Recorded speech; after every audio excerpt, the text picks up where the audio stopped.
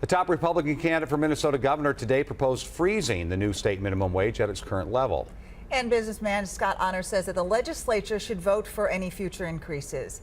Honor is one of 4 Republican candidates running for the GOP nomination in next Tuesday's statewide primary election. Pat Kessler joins us right now. So Pat, the state minimum wage just went up to $8 last Thursday. Yeah, just a few days ago to $8, and it's going to go up in stages over the next several years to $9.50 by 2016. But Scott Honor says telling a business when it can raise the pay of its workers is not the government's job. 114,000 Minnesotans got a pay hike last week to $8 an hour. Raising it more might be good for them, but Scott Honor says it's not good for business. No, I think having a basic minimum wage makes sense, but I think this state's taking it too far. So the Republican candidate for governor says he'd freeze the minimum wage at $8 an hour, abolish automatic increases, and require lawmakers to vote for any future hikes. we deserve to see a government that runs in a way that gives us the best value, and we're not getting that today.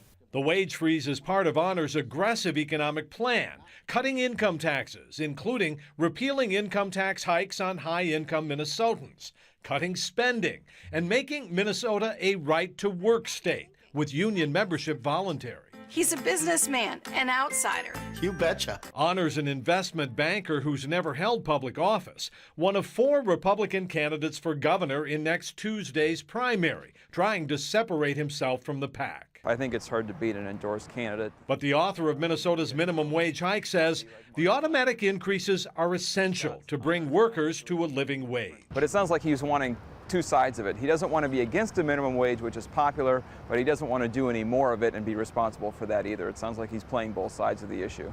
Well, we mentioned that 114,000 Minnesotans got a pay hike when the minimum wage went up last week to $8 an hour. When it gets to $9.50 in a couple of years, Amelia, 350,000 Minnesota workers will have gotten a raise. So that's how many people are affected by this minimum wage hike.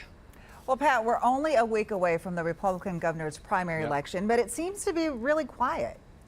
Yeah, it really does. I'm kind of surprised by that. Honor is one of 4 Republican candidates running in the primary next week, and he is trying to separate himself from the other candidates before the Tuesday election.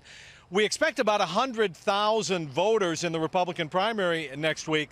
That's not a lot because we have 3 million voters in the state of Minnesota, so a very small number of voters are going to pick the Republican nominee who will run against Governor Dayton in the fall.